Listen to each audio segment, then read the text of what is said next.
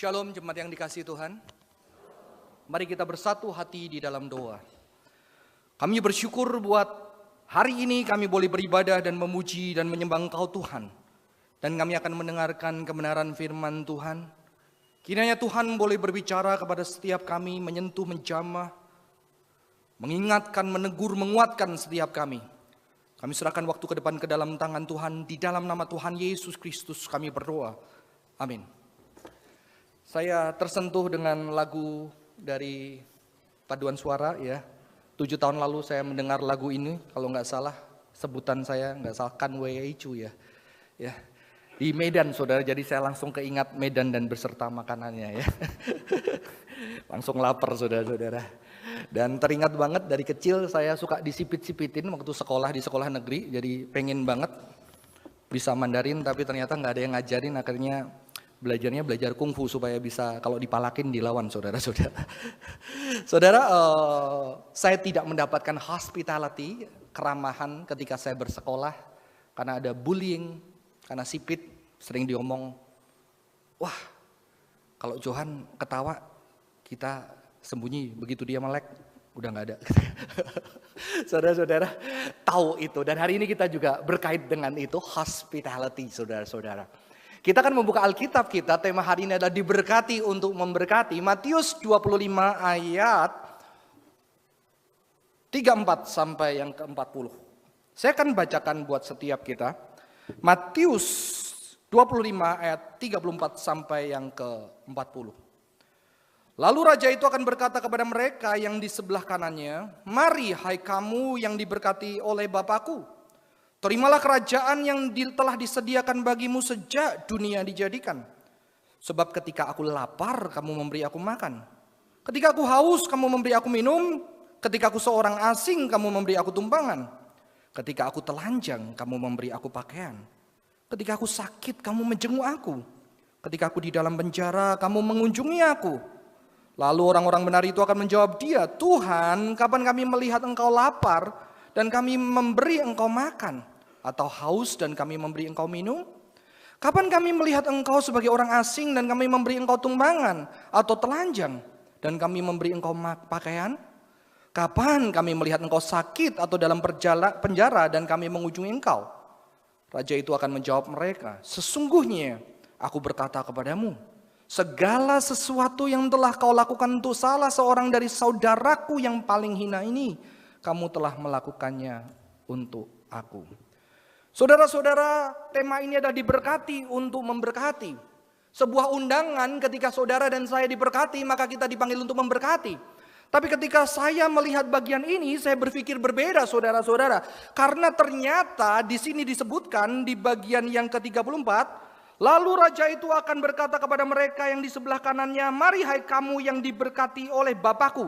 Jadi ada sebutan bagi orang-orang yang diberkati saudara-saudara.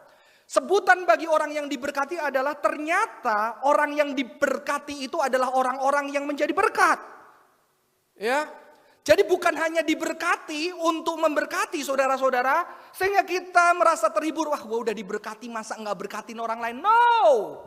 Yang disebut oleh Bapa sebagai orang-orang yang diberkati adalah orang yang memberkati. Bahkan bukan hanya memberkati, orang itu sendiri adalah berkat. Maka saya menyimpulkan bahwa yang diberkati itu berkat.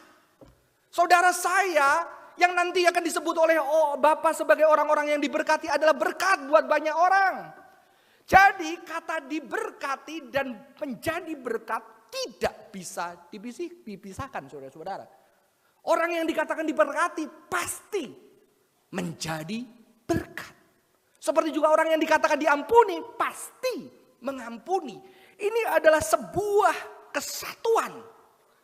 Maka tidak perlu mengatakan diberkati. Hei kamu diberkati menjadi berkat. No. Kalau kamu disebut orang-orang yang diberkati, kamu adalah berkat itu buat orang lain.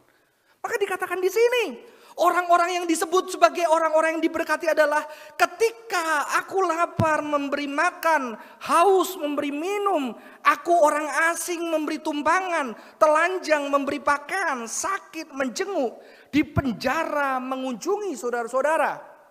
Saudara-saudara, ayat ini oleh penafsir menyatakan siapa? Seseorang yang paling kecil engkau melakukan untuk aku, kata Yesus ya. Ini beberapa penafsir mengatakan bahwa ini ditujukan kepada murid-murid Yesus. Karena murid-murid Yesus pergi nggak boleh bawa apa-apa. Hanya boleh pakaian apa adanya, sehingga penginjilan pada masa itu berdasarkan hospitality. Berdasarkan keramahan rumah yang menyambut. Maka Yesus mengatakan ketika engkau bawa apa-apa kamu ketok rumah itu. Dan rumah itu membukakan rumahnya buat kamu, berkat Allah atas rumah itu. Tapi ketika tidak, kebaskan kaki dari debu dari kakimu. Karena ada penghukuman Allah bagi tempat itu, saudara-saudara. Jadi bagian ini orang yang paling hina berbicara siapa? Murid-murid Yesus. Jadi Injil dikabarkan tidak dengan kesombongan, tidak dengan keangkuhan, tapi dengan kerendahan hati sebagai pemberita-pemberita yang penuh dengan keterbatasan, yang mengharapkan belas kasihan orang. Ya, berbeda sekali saudara-saudara. Ya, saudara-saudara, tapi ternyata apakah berarti ayat ini hanya ditujukan kepada murid-murid atau pemberita Injil atau hamba-hamba Tuhan? Ya. Apakah ayat ini tidak berarti kepada orang yang lain? Saudara-saudara, ketika saya melihat di sejarah gereja, no. Karena sebetulnya orang yang hospitable, kalau di dalam bahasa terjemahan Indonesia kurang bagus. Ramah tamah, nggak enak saudara-saudara. Ada terjemahan baru, kesanggerahan, kok kayak horor sedikit ya. Saudara, bukan cuma ramah tamah nyediain makanan, no. Hospitality dari philoxenia, philo itu cinta, xenos itu strangers, cinta orang asing, benar-benar asing. Orang-orang yang nggak tahu dari mana, ketika dia lemah, maka dia akan disambut oleh orang-orang saleh, karena orang saleh pada zaman Alkitab dikatakan adalah orang yang hospitable. Abraham adalah tokoh orang yang saleh, karena ketika ada 3 orang asing, padahal itu malaikat, Abraham menjamu dia. Ya. Abraham menjamu dia. Dan juga Sodom Gomora dihukum karena Sodom Gomora orangnya itu nggak hospitable. Ada orang datang malah mau dibunuh, mau dilecehkan saudara-saudara. Tetapi Lot hospitable. Jadi orang-orang saleh adalah orang yang mempraktekkan hospitality. Ternyata saudara-saudara, kesalehan ini sudah ada di perjanjian lama. Dan Yesus mengulang, hospitality adalah ciri orang-orang Gentiles pada masa itu yang menyambut murid-murid Yesus, dialah orang-orang yang diberkati. Ya. Yang memperlakukan orang yang lemah. Saya percaya bagian ini tidak hanya dilakukan hanya untuk murid-murid Yesus, tetapi setiap orang lemah, strangers, karena Allah kita adalah Allah yang menyambut, yang memberi tempat bagi orang-orang lemah. Memberi tempat Israel yang ditindas, yang disiksa, anak-anaknya dibunuh. Allah kita memberikan tempat, melepaskan mereka. Memberikan tanah Kanaan, hospitality, tanah yang dipenuhi susu dan madu. Sehingga mereka gak kelaparan, mereka benar-benar dapat makanan saudara-saudara. Jadi ketika kita melakukan hal-hal itu hal yang spiritual. Maka tidak heran di dalam tradisi gereja, first hospital, kata hospitality, jadi kata hospital, sayangnya kalau kita klik di Google hospitality, munculnya adalah hotel. Ya saudara-saudara, ya, hotel. Ya. Hospitality, first hospital pada tahun 370 didirikan oleh seorang bapak gereja yang bernama Basil. Dia Bishop of Caesarea. Dan dia memperhatikan, membangun hospital di samping gereja saudara-saudara. Hospital yang melayani apa? Melayani orang-orang sakit. Nggak cuma orang sakit. Jadi hospital pertama nggak cuma melayani orang sakit. Dia melayani orang sakit. Terus kalau ada orang yang di dalam perjalanan bisa mampir. Maka kalau kita lihat medieval movie ya. Kita lihat orang-orang kalau mampir bisa nginep di biara, di gereja. Dikasih makan for free saudara-saudara. Ya, karena mereka dianggap orang asing. Kadang-kadang ada di dalam gereja Katolik sampai hari ini biara-biara yang menerima orang asing, Anda boleh nginep di sana, nggak perlu bayar, nggak ditanyain namanya siapa supaya tetap strangers. Ada saudara-saudara, masih dipraktekkan sampai hari ini. Ya. First hospital pertama kali didirikan oleh gereja, ini awalnya saudara-saudara, dan disebut sebagai storehouse of piety, gudang kesalehan dan juga keajaiban dunia. Mengapa? Karena di situ tempat di mana orang yang tidak beruntung dapat memiliki sebuah kota untuk dirinya, tidak lagi dibenci, disisihkan karena kesakitannya. Ya. Sayangnya hospital sekarang berbeda. Dan ada satu hospital, saya lupa abad berapa, 500-600, dia bisa kasih makan 3.000 janda, saudara, oleh gereja. Ya. Ini adalah bagian integral dari gereja karena kesalehan. Jadi saya percaya gereja mengikuti tradisi tadi, memperlakukan yang paling hina, yang paling telanjang. Karena apa? Sejak perjanjian lama ketika kita melihat Alkitab, itu dilakukan oleh Allah kita. Ya. Dilakukan oleh Allah kita, saudara-saudara. Allah kita menciptakan manusia dan manusia diberikan satu tempat yang penuh dengan makanan, tempat yang indah. Jadi kalau mau makan view-nya paling indah Taman Eden, saudara-saudara. Ada sungai, ada mungkin makan bareng sama singa. Ya kalau sekarang bayar singanya dikacain ya kan. Bayarnya mahal. Ada jerapah, ada buaya makan bareng. Oksigen yang sehat, itu Tuhan mengasihi manusia. Memberikan tanah yang begitu indah. Dan bukan hanya itu, manusia diminta untuk mengerjakan. Kata menaklukkan itu sebetulnya lebih merules. Mengerjakan. Untuk apa? Untuk bisa memberi makan banyak orang. Jadi tugas manusia adalah mengolah bumi ini. Memelihara bumi ini bukan menjajah. Sayangnya ayat itu dipakai untuk penjajahan dari Eropa ke Indonesia. Saudara-saudara. Ke negara-negara dunia ketiga. Ayat itu adalah untuk memberi makan supaya setiap orang merasakan berkat dari Allah yang hospitable terhadap umatnya.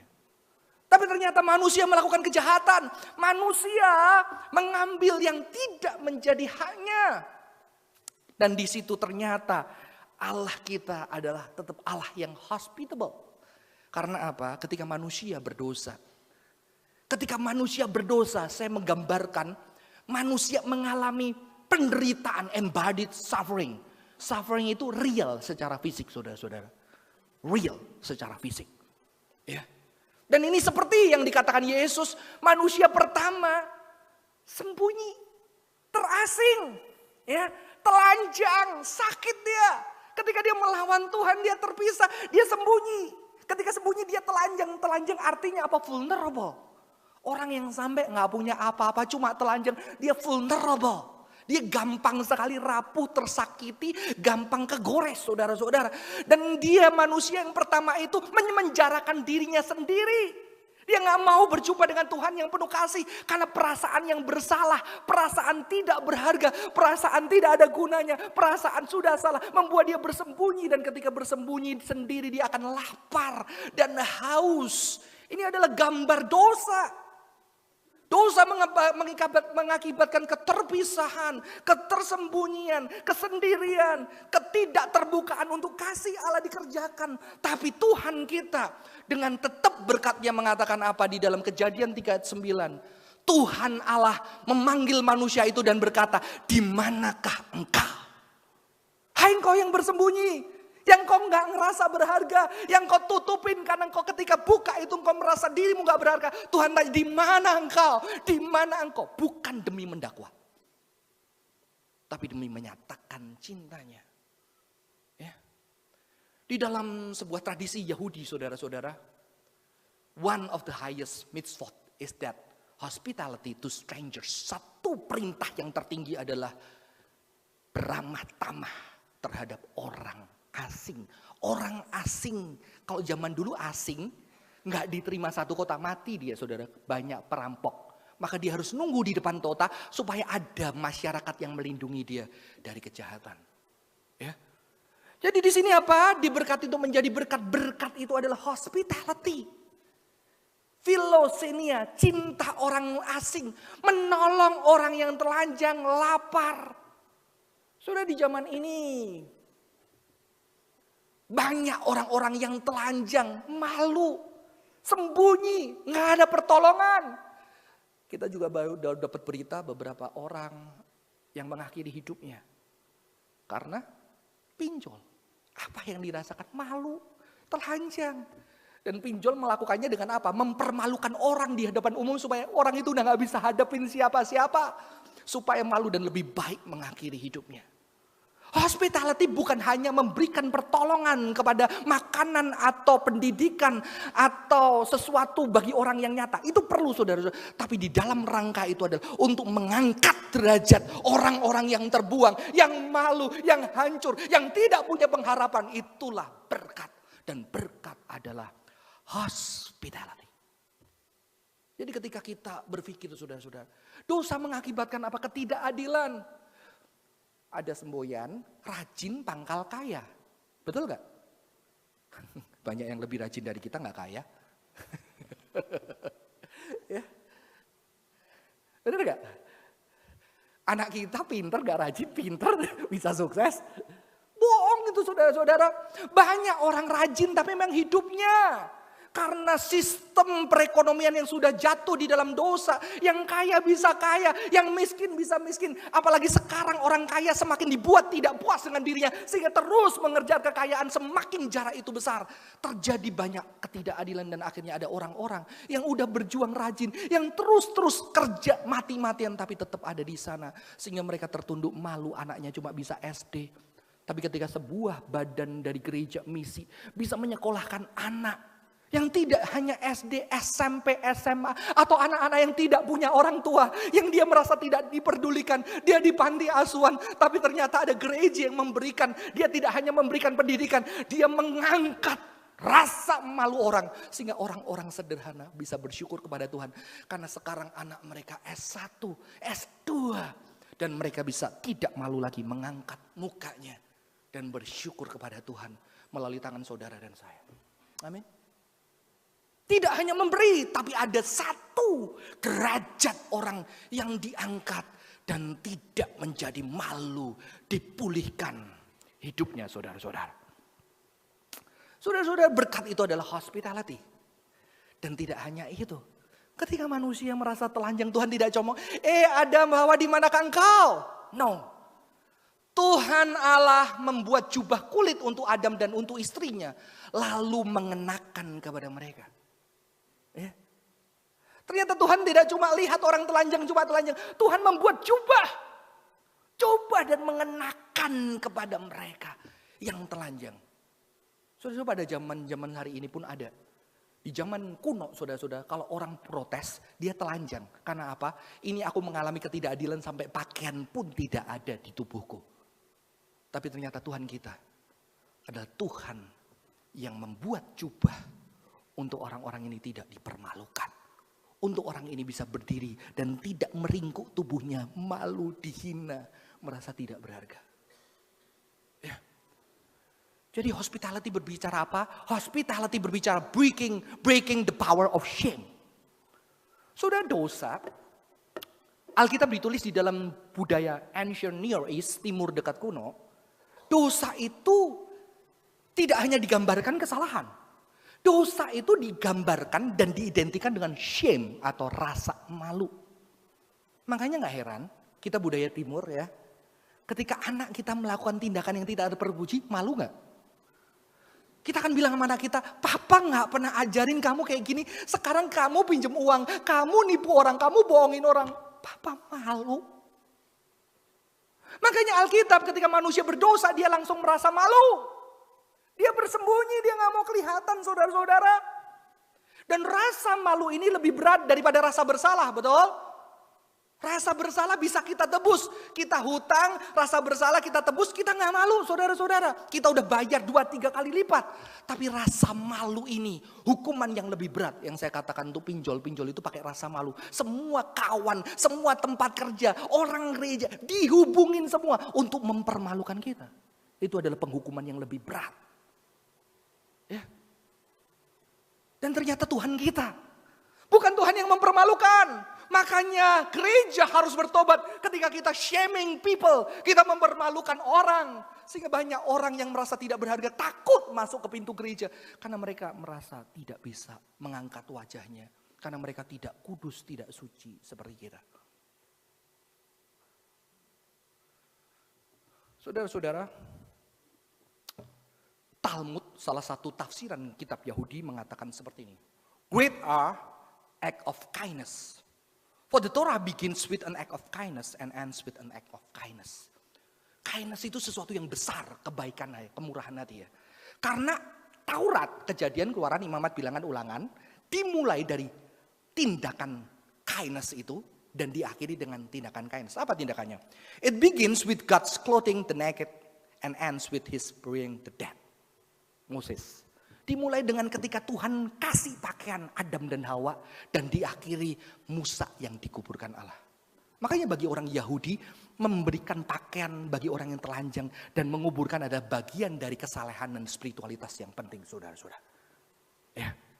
Saudara-saudara, menutupi dari rasa malu, rasa bersalah. Ya. Rasa bersalah itu sulit. Rasa bersalah itu membuat orang mungkin tidak lagi datang ke tempat ini.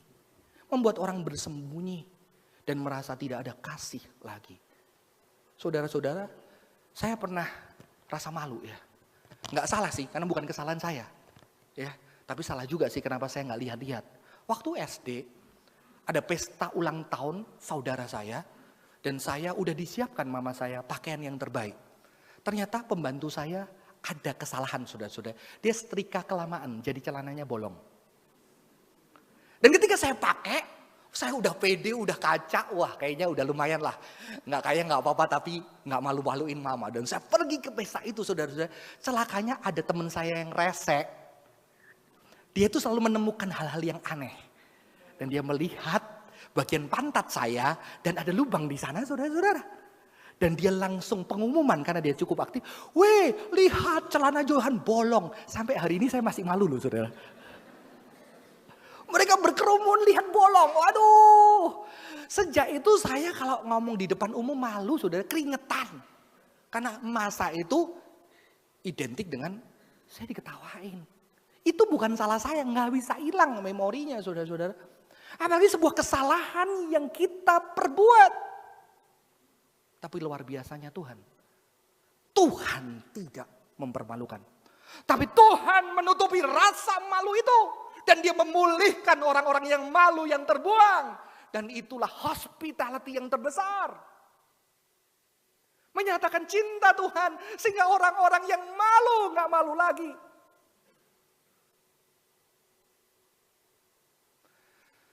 Saudara-saudara, ini sesuatu yang besar. Bagaimana kita sebagai gereja bisa seperti itu. Waktu kecil saya cukup kritis. Jadi waktu SMP saya bertanya. Ini kok di gereja pemberkatan beda-beda. Satu di gedung serbaguna, satunya di gedung ibadah. Saya tanya mama saya, "Mah, kenapa satu diberkati di gedung ibadah, satunya di gedung gereja?" Mama saya bocorin, "Oh yang di gereja sudah hamil. Yang gedung ibadah belum hamil." Oh, terus saya lihat yang di gedung ibadah, kok satu pakai cadar, satunya cadarnya dilepas saudara-saudara. Saya tanya lagi, kenapa yang lalu pakai cadar, satunya dilepas? Oh, yang dilepas sudah seks pranikah. Jadi itu kayak diumumkan di publik loh saudara-saudara. Begitu datang, udah dibuka. Oh berarti sudah melakukan hubungan suami istri. Tapi sekarang enggak lah ya. Bukan berarti yang keluar itu berarti sudah hamil atau seks pranikah sudah. Kita sehingga apa? Orang-orang ini dipermalukan. Puji Tuhan sekarang tidak terjadi. Padahal Tuhan kita adalah Tuhan yang menebus kesalahan. Dan memulihkan orang menjadi baru. Amin. Membuat orang-orang yang malu bisa berdiri tegak. Ya, aku punya kesalahan. Tapi aku dicintai Allah. Aku dipulihkan dan sudah ditebus. Maka kita kadang-kadang perlu. Mungkin banyak orang-orang malu datang ke gereja. Tidak bisa datang ke gereja. Tapi bagaimana saudara dan saya pergi ke tengah belab itu. Memeluk, mendekap. Dan kamu sahabatku. Aku tidak akan malu dengan dirimu. Amin. Itu panggilan saya dan saudara karena itu adalah hospitality terbesar. Saya kenal seorang hamba Tuhan. Memimpin satu sekolah sebagai gembala. Celakanya anaknya malakin. Anaknya majelis dan anaknya pelayan saudara. Dia gembala gereja. Anaknya mintain duit ke anak jemaat. Akhirnya ketahuan dan saya lihat hamba Tuhan ini luar biasa. Hamba Tuhan ini berdiri di hadapan guru, kepala sekolah. Dan dia meminta maaf. Saya malu. Anak saya tidak pernah ajar, tapi sekarang saya malu. Saya meminta maaf sebagai gembala. Saya tidak bisa menjadi contoh. buat bapak ibu guru di sini. Dan dia pulang, dia hukum anaknya. Kamu papa hukum 3 hari tidur di lantai tanpa bantal. Nggak tahu pakai bantal atau enggak ya, lupa. Pokoknya tidur di lantai. Anak itu jalanin. Hari pertama dia tidur di lantai, malam-malam papanya, sang gembala ini, tidur bareng di lantai. Selama 3 hari, papanya tidur di lantai. Karena papanya mau ada di dalam penghukuman. Papanya malu, tapi dia malu bersama-sama. Hadir, itulah panggilan gereja saudara-saudara. Breaking the power of shame. Bukan mempermalukan orang, tetapi orang-orang yang malu, tertunduk malu ketika datang ke rumah Tuhan. Dicintai, dia merasa, oke, aku pernah bersalah, tapi sekarang aku dicintai dan aku berharga. Kesalahanku sudah ditebus oleh Kristus, amin. Saudara, ini adalah sebuah panggilan buat kita, saudara. Bagian yang terakhir. Ternyata kata berkat itu dari kata baruk. Baruk di Indonesia jadi berkah, barokah gitu ya. Saudara-saudara, kata berkah di dalam bahasa Yunaninya eulozetos, artinya bless atau give atau sesuatu yang buat orang wah pengen bagus banget. Tapi saya suka bahasa Ibraninya baruk. Karena arti dari kata baruk itu artinya kneel, berlutut, to kneel.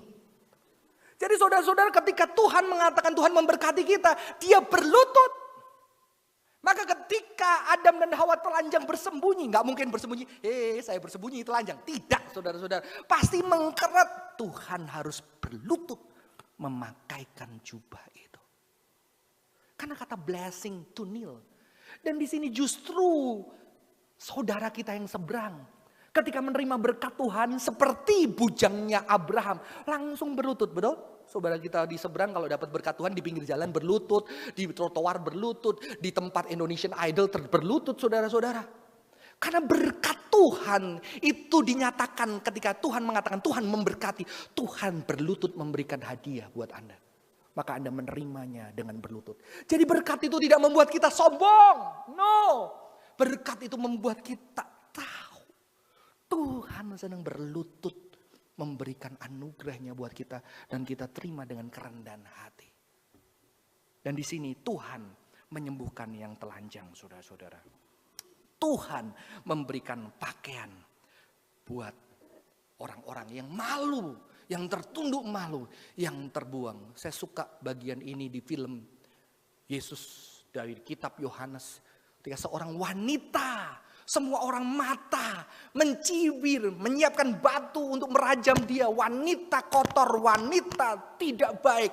Ketika mereka menghujat itu, Yesus digambarkan film ini berlutut bersama-sama dengan orang yang dipermalukan.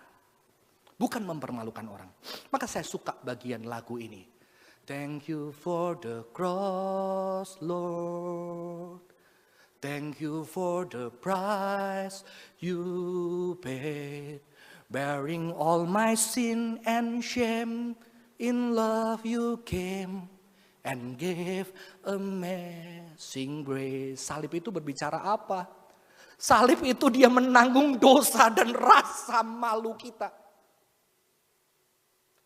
Ketika tahu manusia telanjang, Tuhan kita telanjang di atas kayu salib, diludahi, disiksa, dicemooh.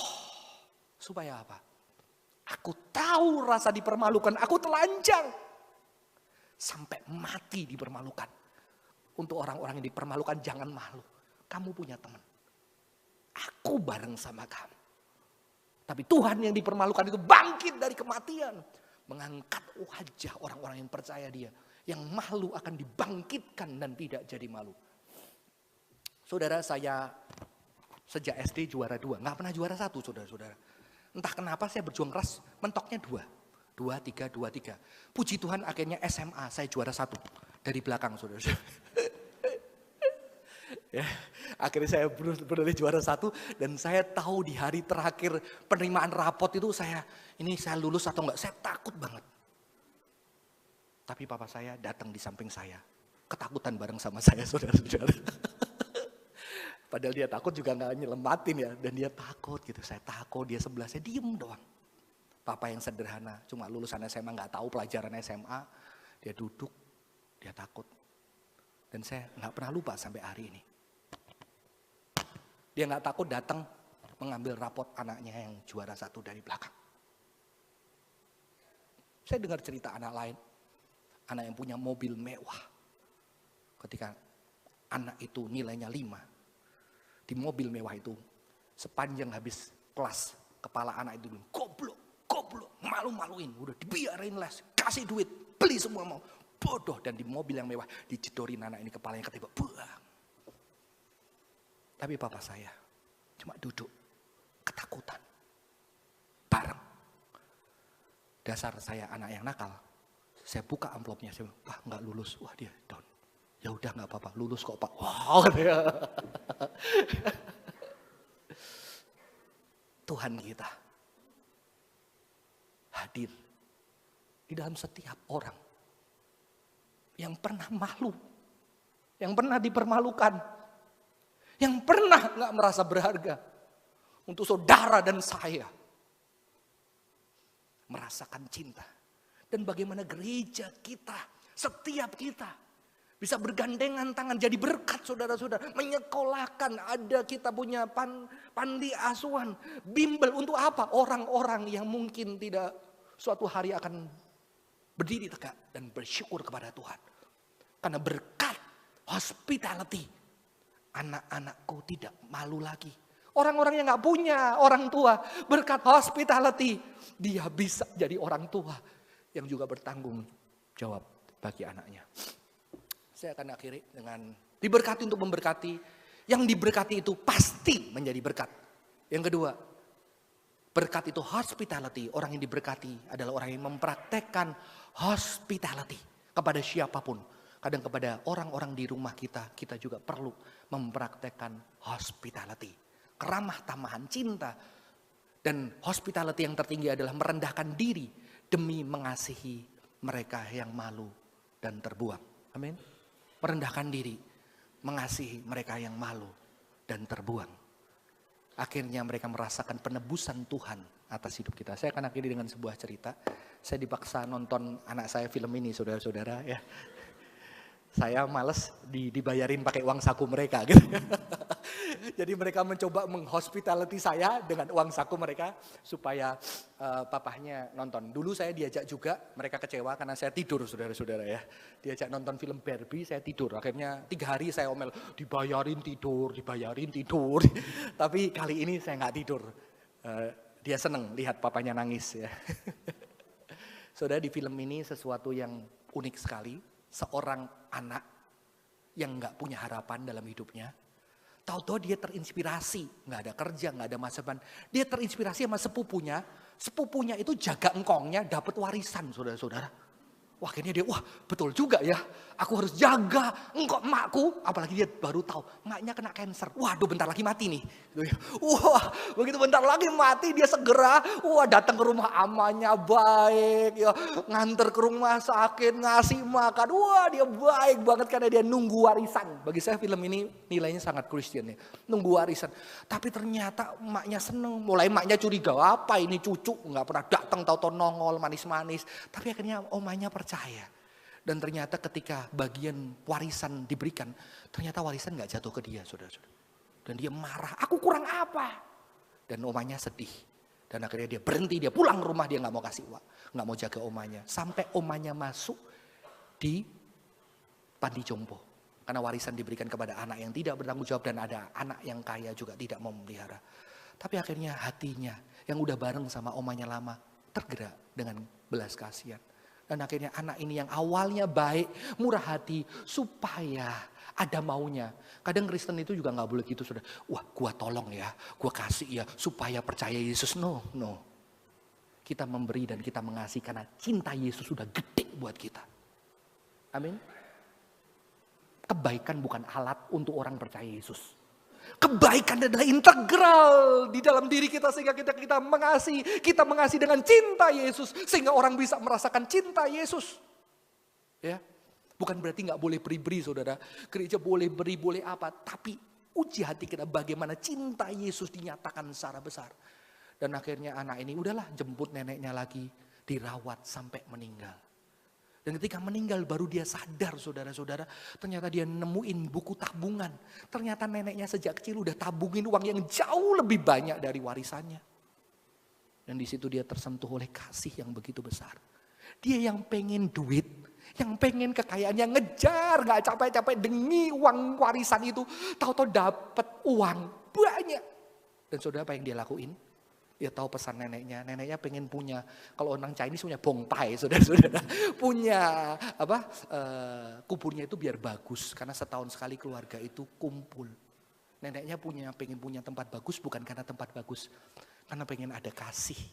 Keluarga berkumpul lagi seperti dulu, ketika masih sederhana, belum kaya-kaya. Dan anak ini menghabiskan uang tabungan dari neneknya untuk membangun kubur dengan senyuman.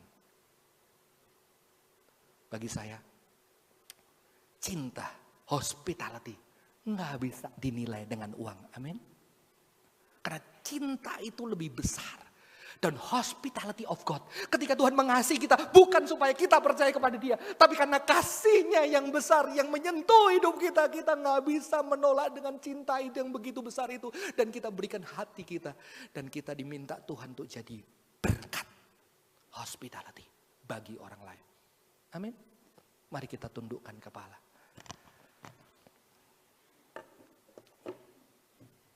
Saudara-saudara, pernahkah kita merasa malu dan dipermalukan? Ketika kita malu dan dipermalukan, adakah orang-orang, entah orang tua kita, saudara kita, sahabat kita, datang tetap bareng sama kita? Gak usah malu. I'm your friend. Aku tuh ayahmu. Aku ada buat kamu. Jika ada, ingat wajah itu, bersyukur kepada Tuhan. Tuhan terima kasih. Ketika aku malu, Tuhan kirimkan orang itu. Pernahkah saudara yang kesulitan? Gak ada jalan, gak berani cerita orang. Tapi ada orang yang hadir. Dengan senyumannya, dengan ketulusannya, dengan diam. Kalau ada, ingat wajah itu, bersyukur sama Tuhan. Tuhan terima kasih. Cinta Tuhan ada di sekitarku. Bersyukur buat orang-orang yang sudah pernah hadir di dalam rasa malu kita. Menolong kita di dalam kesulitan. Bersyukur buat mereka. Panggilan yang kedua, maukah saudara menjadi wajah-wajah itu? Yang suatu hari anakmu, keluargamu, saudaramu, sahabatmu, orang yang bekerja dengan engkau, rekanmu, ketika diminta mengingat wajah yang memberkati mereka, wajah Anda yang ada di sana, maukah Anda menjadi wajah itu? Biarlah Tuhan memakai setiap kita menjadi wajah orang-orang yang diingat, yang tidak mempermalukan orang, yang menyembuhkan, mengangkat derajat orang. Terima kasih Tuhan untuk kasih-Mu yang nyata. Di dalam kesulitan, pergulatan hidup yang kami sembunyikan. Ada orang-orang yang Tuhan kirimkan buat kami. Kami bersyukur buat wajah-wajah itu. Tapi kami juga mau Tuhan sebagai anak Tuhan. Memberkati adalah sebuah keniscayaan bagi orang-orang yang disebut diberkati. Biarlah wajah kami juga menyinari. Dengan wajah Kristus kami bisa menyinari. Wajah kami akan diingat orang-orang. Yang walaupun dengan kesederhanaan kami menolong, mereka merasakan cinta Tuhan. Terima kasih Tuhan, terima kasih buat jemaat Tuhan yang sedang di dalam kesulitan. Biarlah Tuhan juga kirimkan wajah-wajah yang untuk menolong dan menyatakan cinta Tuhan kepada mereka. Tuhan juga bisa kirimkan kami. Di dalam nama Tuhan Yesus Kristus kami bersyukur dan berdoa. Amin. Tuhan Yesus memberkati.